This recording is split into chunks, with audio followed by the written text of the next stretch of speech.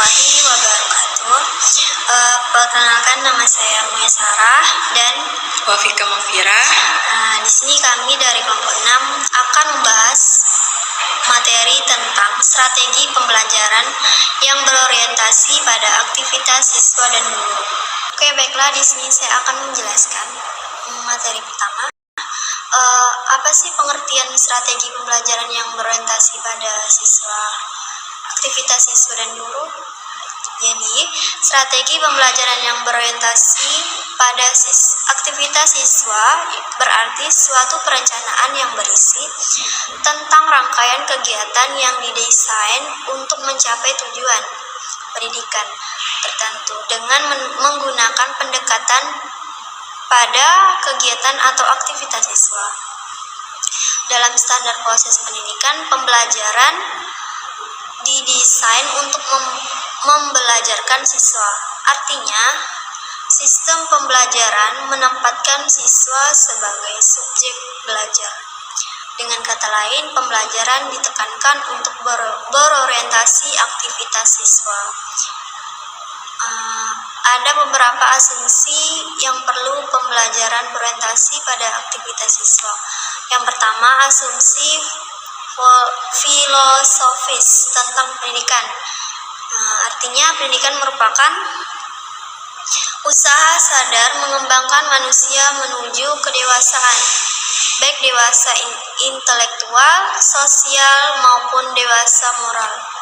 Oleh karena itu, hakikat pendidikan pada dasarnya adalah interaksi manusia, pembinaan dan mengembangkan potensi manusia, berlangsung perpanjang hayat sesuai dengan kemampuan dan tingkat perkembangan siswa. Keseimbangan antara kebebasan subjek pendidikan dan kewajiban guru serta meningkatkan kualitas hidup. Yang kedua, asumsi tentang siswa sebagai subjek pendidikan. Saya akan melanjutkannya. Adapun konsep dan tujuan pembelajaran yang berorientasi pada aktivitas siswa adalah pembelajaran berorientasi aktivitas siswa dapat dipandang sebagai suatu pendorong dalam pembelajaran yang menekankan pada aktivitas siswa secara optimal untuk memperoleh hasil belajar berupa panduan antara aspek kognitif, afektif, dan psikomotor secara seimbang. Pembelajaran yang berorientasi pada aktivitas siswa ini menekankan kepada aktivitas siswa secara optimal. Artinya, pembelajaran menghendaki keseimbangan antara aktivitas fisik, mental, termasuk emosional, dan aktivitas intelektual. Seorang siswa yang tampaknya hanya diam saja tidak berarti memiliki kadar pembelajaran berorientasi aktivitas siswa yang rendah dibandingkan dengan seorang yang sibuk mencatat. Sebab mungkin saja yang duduk itu secara mental ia aktif, misalnya menyimak, menganalisis dalam pikirannya. Sebaliknya, siswa yang sibuk mencatat tidak bisa dikatakan memiliki kadar pembelajaran atau aktivitas yang tinggi jika yang bersangkutan hanya sekadar secara fisik aktif mencatat, tidak diikuti oleh aktivitas mental dan emosional. Pembelajaran yang berorientasi pada aktivitas siswa juga menghendaki hasil belajar yang seimbang dan terpadu antara kemampuan intelektual, kognitif, sikap atau afektif, dan keterampilan atau psikomotorik. Pendekatan pembelajaran ini bertujuan untuk meningkatkan kualitas pembelajaran agar lebih bermakna melalui pembelajaran yang berorientasi pada aktivitas siswa ini. Tidak hanya untuk dituntut menguasai sejumlah informasi, tetapi juga bagaimana memanfaatkan informasi itu untuk kehidupannya. Yang kedua, peran guru dalam implementasi pembelajaran yang berorientasi pada aktivitas siswa. Pertama, mengemukakan berbagai alternatif. Tujuannya, pembelajaran yang harus dicapai sebelum kegiatan pembelajaran dimulai. Artinya, tujuan pembelajaran tidak semata-mata ditentukan oleh guru, akan tetapi tetapi diharapkan siswa pun terlibat dalam menentukan dan merumuskannya. Yang kedua, menyusun tugas-tugas belajar bersama-sama. Artinya, tugas-tugas apa yang sebaiknya dikerjakan oleh siswa untuk mencapai tidak hanya ditentukan guru, tetapi juga siswa. Hal ini dilakukan untuk memupuk tanggung jawab siswa. Biasanya, manakala siswa terlibat dalam menentukan jenis tugas dan batas akhir penyelesaian, siswa akan lebih bertanggung jawab untuk mengerjakannya. Yang ketiga, memberikan informasi tentang kegiatan yang harus dilakukan. Dengan pemberitahuan rencana pembelajaran, maka siswa semakin paham apa yang harus dilakukan.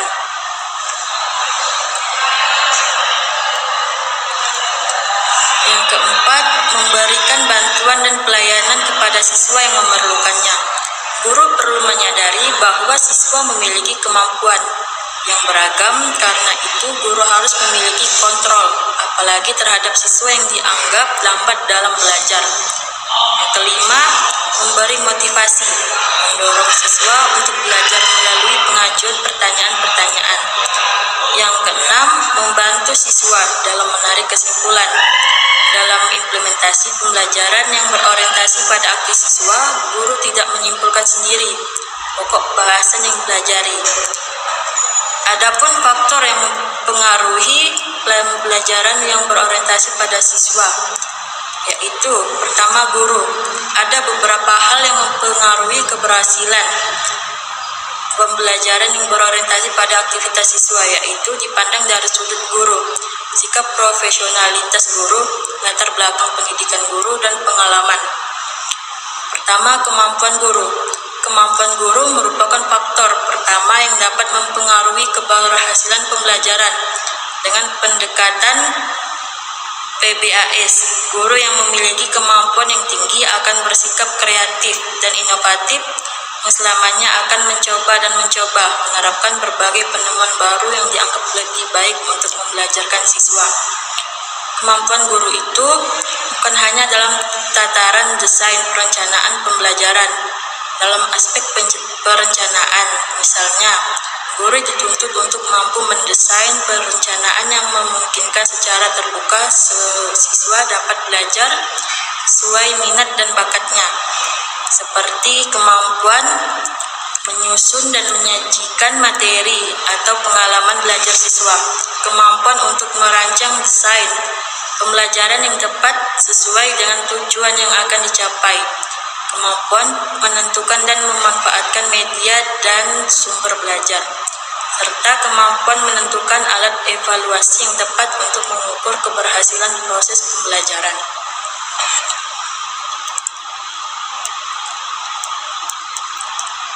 Kemampuan dalam proses pembelajaran berhubungan erat dengan bagaimana cara guru mengimplementasikan perencanaan pembelajaran, yang mencangkup kemampuan menerapkan keterampilan dasar mengajar dan keterampilan mengembangkan berbagai model pembelajaran yang dianggap mutakhir. Keterampilan dasar mengajar yang harus dimiliki seperti keterampilan bertanya, keterampilan variasi stimulus, keterampilan membuka dan menutup pembelajaran, keterampilan memberikan penguatan, dan lain sebagainya. Kemudian, sikap profesional guru. Sikap profesional guru berhubungan dengan motivasi yang tinggi dalam melaksanakan tugas mengajarnya.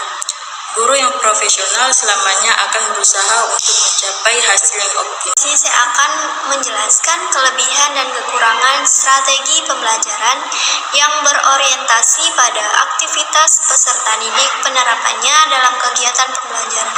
Oke, yang pertama, kelebihan penggunaan strategi pembelajaran yang berorientasi pada aktivitas siswa. Dalam strategi pembelajaran yang berorientasi pada siswa ini menekankan kepada aktivitas siswa secara optimal, yaitu bahwa ada keseimbangan antara aktivitas fisik, mental, emosional, juga aktivitas intelektual, dengan tujuan untuk memperoleh hasil belajar berupa perpaduan antara aspek kognitif, afektif, dan spimokomotor secara seimbang. Siswa berperan sebagai subjek pendidikan, bukan objek pendidikan yang harus jelajahi dengan berbagai informasi, melainkan siswa tersebut mengelola informasi tersebut, mengaplikasinya untuk menghubungkannya dengan kehidupan, sehingga melalui pembelajaran yang berorientasi pada aktivitas siswa ini, siswa tidak hanya dituntut untuk menguasai informasi, tetapi juga bagaimana memanfaatkan informasi untuk kehidupannya, dan menjadikan siswa adalah subjek yang memiliki potensi untuk dapat dikembangkan. Dalam strategi pembelajaran yang berorientasi pada aktivitas siswa, guru tidak berperan dengan satu-satunya sumber belajar yang bertugas menuangkan materi pembelajaran kepada siswa, akan tetapi guru berperan sebagai petunjuk dan fasilitator dan memanfaatkan sumber belajar. Yang kedua, kekurangan. Penggunaan strategi pembelajaran yang berorientasi pada aktivitas guru. Dalam kegiatan pembelajaran dengan menggunakan strategi pembelajaran yang berorientasi pada aktivitas siswa, aktif dan tidak aktifnya siswa berpartisipasi dalam kegiatan pembelajaran hanya siswa yang mengetahui secara pasti. Karena keaktivitasan siswa dan yang dapat diamati secara langsung seperti mengerjakan tugas, berdiskusi, mengumpulkan data, dan lainnya. Namun ada hal yang tidak diamati secara seperti kegiatan mendengarkan dan menyimak. Keberhasilan strategi pembelajaran yang berorientasi pada aktivitas siswa sangat tergantung pada apa yang dimiliki guru, seperti kemampuan guru, sikap profesionalitas guru, latar belakang pendidikan, dan pengalaman mengajar guru. Karena hal-hal tersebut yang sangat menentukan bagaimana guru bisa menjalankan perannya sebagai petunjuk dan fasilitator, sehingga guru dapat memfasilitasi siswanya untuk belajar. Tanpa hal-hal yang harus dimiliki oleh guru tersebut, dapat dipastikan proses kegiatan pembelajaran tidak akan berhasil dengan baik. Pelaksanaan strategi pembelajaran yang berorientasi pada siswa dan guru. Strategi pembelajaran yang berorientasi pada aktivitas peserta didik sebagai sebuah strategi pembelajaran yang merupakan suatu perencanaan memiliki langkah-langkah pelaksanaannya.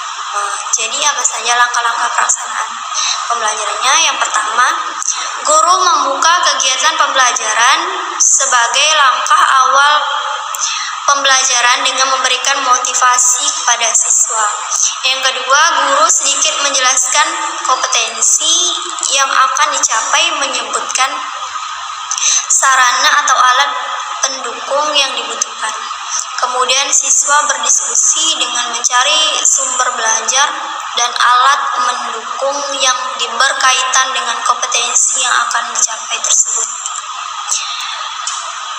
Yang ketiga, guru membantu siswa mengidentifikasikan, mengorganisasikan tugas belajar yang berhubungan dengan masalah tersebut, yaitu menetapkan topik, tugas, jadwal, dan lain-lain. Yang keempat, guru dan siswa menyusun tugas-tugas belajar bersama-sama, yang artinya tugas-tugas apa yang sebaiknya dikerjakan oleh siswa untuk mencapai tujuan pembelajaran. Tidak hanya ditentukan guru, tetapi juga siswa. Yang kelima, guru mengawasi jalannya kegiatan pembelajaran dan membantu siswa dalam merencanakan, menyiapkan penyelesaian tugas, dan membantu siswa berbagi tugas dengan temannya. Yang terakhir, guru memberikan penjelasan terhadap materi yang sedang dipelajari dan memotivasi siswa untuk mengajukan pertanyaan. sebagai partisipasi aktif siswa. Kemudian siswa bersama dengan guru menarik kesimpulan dari kegiatan pembelajaran tersebut. Kesimpulan dari strategi yang berorientasi pada aktivitas siswa dan guru yaitu dalam dunia pendidikan diarti sebagai perencanaan yang berisi tentang rangkaian kegiatan yang didesain untuk mencapai tujuan pendidikan tertentu. Strategi pembelajaran merupakan rencana tindakan atau rangkaian kegiatan, termasuk metode. Strategi pembelajaran juga disusun untuk mencapai tujuan tertentu. Dalam proses pembelajaran, dengan menggunakan strategi pembelajaran yang berorientasi pada aktivitas siswa, pembelajaran adalah aktivitas siswa yang dalam pembelajaran. Partisipasi atau aktivitas siswa tersebutlah yang menjadi tolak ukur keberhasilan pembelajaran. Aktivitas siswa yang dimaksud bukan hanya aktivitas fisik, mental, namun juga termasuk aktivitas emosional dan intelektual, sehingga aktivitas siswa tersebut adalah secara optimal. Hal tersebut juga dikarenakan untuk mendapatkan hasil yang seimbang dan terpadu antara kemampuan intelektual, kognitif, sikap atau afektif, dan keterampilan atau psikomotor. Hal tersebut berarti dalam pembelajaran yang berorientasi pada aktivitas siswa, pembentukan siswa secara utuh merupakan tujuan utama dalam proses pembelajaran. Namun, peran guru tidak kalah penting karena guru juga sama-sama menjadi subjek pembelajaran. Dan juga dalam strategi pembelajaran yang berorientasi pada aktivitas siswa, guru tidak berperan sebagai satu-satunya sumber belajar. Bertugas menuangkan materi pembelajaran kepada siswa. Akan tetapi, guru berperan sebagai penunjuk dan fasilitator dalam memanfaatkan sumber belajar. Yang lebih pentingnya lagi, bahwa peran guru adalah memfasilitasi agar siswa belajar. Sekian dari kami, mungkin hanya ini saja yang bisa kami sampaikan. Jika materi yang kami jelaskan masih banyak kekurangan dan terdapat kesalahan kata, mohon dimaafkan. Wassalamualaikum warahmatullahi wabarakatuh.